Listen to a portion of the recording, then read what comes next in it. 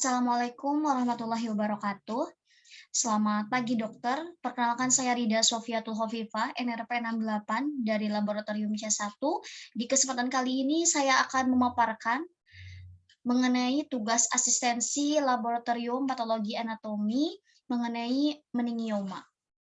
Baik, di kesempatan kali ini ada beberapa hal yang akan saya sampaikan, dari mulai definisi, etiologi dan faktor resiko, kemudian penampang makroskopik, mikroskopik, manifestasi gejala, kemudian komplikasi dan juga prognosis. Nah, ini adalah salah satu contoh kasus dari meningioma, di mana kasusnya itu ada pasien usia 58 tahun, mendatangi primary care physician, kemudian ini ada new right side subjective sensory abnormal. Jadi ada keabnormalan di bagian sensori sebelah kanan. Dia itu tidak memiliki riwayat kanker, kemudian berdasarkan hasil pemeriksaan fisik dan neurologisnya itu normal, tapi di hasil CT scan dan MRI-nya itu seperti ini gitu ya. Nah, kalau kita selidiki, nah ini termasuk dalam studi kasus meningioma gitu ya, berdasarkan foto foto MRI, brain CT scan dan MRI ini.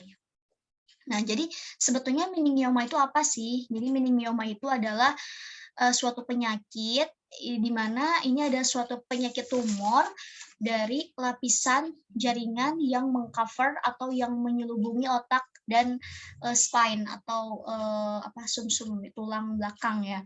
Jadi kan meningioma berarti ada meningens ya. Meningens berarti ada neoplasma di lapisan layer dari si brain gitu. Jadi pada intinya dia itu adalah tumor primer berasal dari meninges atau di mana sel meninges itu ada sel arachnoid, fibroblast dan pembuluh darah yang sering terjadi pada separuh depan rongga tengkorak. Nah, di mana si tumor ini kadang tumor invasif dan agresif, namun bukan suatu tanda keganasan mutlak. Nah, jadi sifatnya itu masih jinak, ganas, maupun atipik di antaranya tuh dan bersifat residif gitu. Jadi biasanya tuh memang tidak ganas gitu, masih benign di sini kan. Nah, terus arise from the arachnoid cap, cell of the arachnoid villi in the meninges gitu. Jadi arachnoid cap ini khasnya gitu ya. Nah, ini kalau kita lihat gambarnya tuh seperti ini gitu ya, yang mengalami meningioma kayak gitu, itu definisinya. Terus kita lanjut ke etiologi dan faktor resiko. Nah, jadi sebetulnya untuk etiologinya itu adalah NF2 mutation yang dideteksi di kebanyakan meningioma. Ini berhubungan dengan neurofibromatosis tipe 2 dan ditemukan 60% di meningioma sporadik. Kemudian mutasi NF2 ini originate long itu berasal dari posterior atau superior cerebral hemisphere. Jadi di bagian belakang sama superior cerebral hemisphere atau di bagian posterior the lateral skull base atau di spinal cord. Terus non NF2 meningioma ini biasanya tuh jinak dan berasal dari medial skull base dan anterior cerebral hemisphere. Terus untuk faktor resiko dari meningioma tersendiri itu pertama ada exposure radiation. Iya jelas ya, karena memang ini paling besar gitu, karena ketika ada radiasi terapeutik, contohnya tuh NF2 enrichment ini menjadi salah satu faktor risiko. Terus seks hormon progesteron agonis mengaktifasi PIK3CA mutation 35%, terus ada gamma mutation, high BMI, jadi obesitas dan female gender. Jadi memang kebanyakan itu memang dari genetik juga. Terus wanita dan beratnya obes ya, termasuk tingkatan obes kalau dihitung BMI. Jadi memang dominan pada wanita, terus genetik, karena harus ditanyakan juga riwayat keluarga, apakah ada yang mengalami atau pernah menderita tumor otak, contohnya itu meningioma. Terus bangunan embrional yang tersisa bisa menjadi ganas dan merusak bangunan sekitar seperti meningioma. Terus radiasi, jadi beberapa laporannya mengatakan radiasi ini berperan dalam timbulnya meningioma dan dapat merangsang sel-sel mesenkimmal. Terus trauma berulang gitu. Biasanya ada trauma juga, itu bisa menyebabkan ya trauma berulang, terus zat karsinogenik seperti metilkolantron, nitroetiurea. Nah, itu bisa menyebabkan tumor otak primer dan virus Epstein-Barr virus juga. Terus, nah ini adalah gambaran makroskopik dari meningioma gitu. Jadi kurang lebih seperti ini gitu ya gambarannya. Nah, ini kan kayak gini gitu.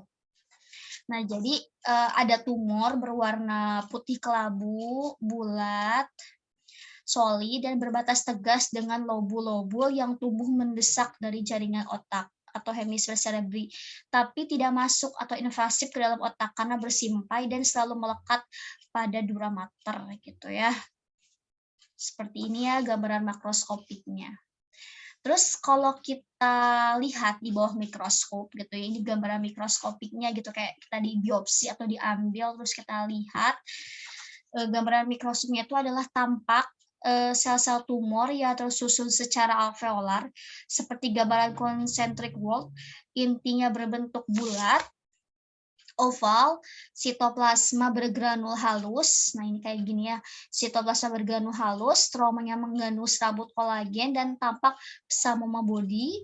Hasilnya itu terdapat inklusi intranuklear seperti lingkaran ungu dengan bagian tengah berwarna bening ya. Ini seperti ini. Ini adalah inklusi intranuklear, lingkaran ungu dengan bagian tengah berwarna kuning yang tersusun secara konsentris atau melingkar. Nah, ini psamoma body ya. Syncytial tumor cell, ini fibroblast. Nah, ini ada psamoma body, ini khas sekali. Tampak psamoma body, ya ini adalah tampang mikroskopik pada meningioma. Terus gimana aja nih manifestasi gejala yang terjadi pada pasien meningioma? Pertama, karena memang ini kan berhubungan sama otak gitu ya, ada kemungkinan dia itu mengalami gangguan neurologis. Terus gejala tekanan intrakranial yang meningkat, seperti tekanan di otak akibat pertumbuhan tumor, di mana itu bisa membuat gangguan keseimbangan antara otak, cairan cerebrospinal, dan darah cerebral. Sehingga dampaknya ketika TIK meningkat, itu ya gejalanya itu kan sakit kepala, muntah, kemudian papil edema, perubahan kepribadian atau mental, iritabilitas, mudah lelah, perubahan perilaku, inteleksia, watak, psikosis. Terus bisa juga kejang lokal, di mana ini adalah manifestasi pertama tumor intrakranial pada 15% penderita, kayak kejang tonik. Terus adanya variasi penurunan vokal motorik, sensorik, dan disfungsi saraf kranial. Terus ada juga gejala terlokalisasi. Ini memang tergantung spesifik daerah otak yang terkena gitu ya. Bisa aja si tumor si itunya tuh meningiomanya tuh bisa di daerah frontal, temporal, occipital. Jadi memang tergantung. Nah, kalau si tumornya itu letaknya di korteks, ya letaknya di korteks, efeknya adalah kejang satu sisi tubuh gitu. Terus kalau tumornya itu letaknya di oksipital ya di bagian belakang, itu berarti kan berhubungan sama penglihatan. Otomatis berarti ada gangguan atau hilang penglihatan setengah lapang pandang pada sisi yang berlawanan dengan tumor, terus bisa aja ada halusinasi penglihatan. Kemudian tumor lobus frontal. Nah, kalau frontal itu berhubungan dengan fungsi luhur, berhubungan dengan personality. Nah, berarti kalau ada gangguan di frontal itu adalah emosi, mental, gangguan kepribadian, kayak gitu. Terus gimana kalau di cerebellum? Nah, cerebellum ini kan fungsinya tuh sangat vital sekali ya, berhubungan dalam keseimbangan. Ya, berarti nanti gangguannya itu adalah pusing, ataksia, keseimbangan jalan, sempoyongan, nistagmus, kayak gitu. Terus tumornya kalau di intracerebral, berarti gangguan bicara, gaya berjalan, dan kepribadian. Terus kalau tumornya di sudut cerebellopontine, berarti nanti efeknya tuh ada vertigo, pendengaran, kesemutan, dan kelemahan apa ini tuh? Intinya ada gangguan pendengaran gitu ya. Nah, jadi tumornya itu memang bisa di mana aja lokasinya, bisa di parasagittal, tengah gini ya, ada olfactory group, ada di suprasellar, silipus, foramen magnum, atau di cerebellar. Ini adalah manifestasi gejala, contohnya nanti detail tadi sudah saya jelaskan. Terus Komplikasinya nih, kalau komplikasi yang terjadi adalah di sini mental disorder ya, personality change. Biasanya tuh kalau tumornya itu ada di anterior ya, 2,5%. Terus bisa hemiparesis atau monoparesis, itu biasanya kalau kenanya di middle. Terus ada akinesia, brain swelling, atau venous infarction, terus ada kebocoran dari cairan cerebrospinal, septicemia, itu di poster, kemudian bisa aja meninggal, rekurensi, atau naun gitu. Nah, jadi intinya untuk komplikasi ini ada gangguan fisikal neurologis. Nah, jadi kan memang ya kalau berhubungan sama otak pasti ada kemungkinan besarnya itu adalah gangguan fisik neurologis. Itu disebabkan karena peningkatan tekanan intrakranial dari tumor dalam ruang yang terbatas sehingga mengganggu fungsi normal yang dikontrol oleh otak tersebut. Terus gangguan kognitif jelas ya, ini juga diakibatkan karena tumor yang mendesak bagian otak sekitarnya. Jadi ada kemungkinan dia gangguan kognitif. Terus ada gangguan tidur dan mood dan atau bisa jadi disfungsi seksual. Terus prognosis dari meningioma ini, nah kalau kita lihat dari penelitian luar negeri, di sini tuh 10 year survival rate untuk yang malignan meningioma itu lebih dari 59%. Nah kalau usia, nah ini adalah kalau 5 tahun cervical rate for malignant meningioma itu lebih dari 77% untuk anak-anak usia 0 sampai 14 tahun dan 81% untuk orang-orang usia 15 sampai 39 tahun gitu. Jadi kalau emang semakin lama itu memang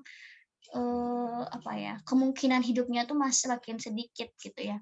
Nah, untuk di Indonesia sendiri, diagnosis dini dan penanganan tepat, atau pembedahannya dilanjutkan kemoterapi. Jadi biasanya tuh biasa dibedah gitu ya, di terapi operatif, terus di kemo. Nah, itu angka ketahanan hidup kalau di Indonesia itu 5 tahun, berkisar 50-60%. 10 tahun, dan kalau 5 tahun pertama itu lebih lama gitu ya, 50-60%. Nah, kalau 10 tahun itu agak sedikit berkurang, itu sekitar 30-40%. Nah, kalau Indonesia sendiri itu prognosisnya itu masih buruk. 25% itu bertahan setelah 2 tahun terapi. Terus pengobatan efektif ini dilakukan pada usia yang kurang dari 45 tahun, terus penderita astrositoma dan penderita sebagian atau seluruh tumor telah diangkat melalui tindakan operatif. Jadi memang semakin efektif pengobatan, semakin prognosis semakin baik ya, memang usianya itu harus kurang dari 45 tahun, terus memang tumor itu sudah diangkat, terus ada update astrositoma. Baik, mungkin cukup sekian untuk referensi ini. Cukup sekian dapat saya sampaikan. Terima kasih. Wassalamualaikum warahmatullahi wabarakatuh.